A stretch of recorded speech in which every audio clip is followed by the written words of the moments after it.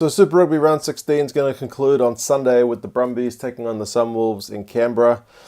There's been a bit of drama leading up to this game, not so much between the two teams themselves, but between the Brumbies and the Wallabies. The Wallabies kind of made a last-minute request, I think 9 days before the game, that they rest some of the Wallabies, well, all of their Wallabies, looking towards the Irish tests. So guys like David Pocock, Scott Seo, they wanted them to be not playing. And in the end, the Brumbies have apparently shown the Wallabies the middle finger and said, nope, we're still going to play them.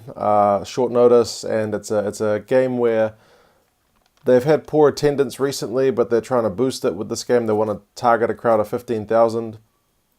So they've said, no, we're going to play our big guns to try and draw a bigger crowd as possible, because if they get 15,000, they're going to donate money to charity. So yeah, that's where things are at.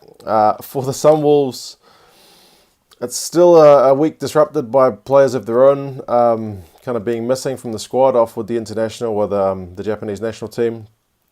So it's another week where they field a somewhat inexperienced team and see if they can kind of put a performance together. They weren't quite there in the last round against the Rebels. So for the Brumbies, Connell McInerney, apologies on the pronunciation for him. Yeah, he's essentially the third choice hooker. It was, Falau Faenga recently, who himself was only a second choice after Josh Manray. So he gets the start because Faenga's suspended, and they haven't even named, at least at the time of filming, a reserve hooker. So who their fourth choice hooker is, I'm not sure. But yeah, he gets a start. Ben Alexander is also coming off the bench this week. So other than that, it's pretty much an unchanged lineup from that team, which got the win over the Bulls. For the Sunwolves, it is anything but an unchanged lineup. There's plenty of changes. Some of them, so Grant Hadding, Salmaki and Michael Little, none of these guys are available through injury, concussion, that kind of thing. Robbie Robertson starts at fullback, so Jesse Emery moves into 13. Masarewa and Tatakawa get the starts in the back line. The front row has been rotated as well. Eddie Quirk's been moved from 8 to 7, and there's a whole raft of changes anyway in the Sunwolves team. So we'll see if they are able to kind of put a performance together. Like I said, against the Rebels last week, they ended up getting beaten pretty handedly, but it wasn't a terrible performance considering how many guys were changed. But yeah, we'll see how they go. For the Brumbies, it's definitely a big win that would be preferable, especially with the side they're facing being not a top choice Sunwolves team. And it would also help appease the Wallabies, I guess, if none of these Wallabies guys get injured.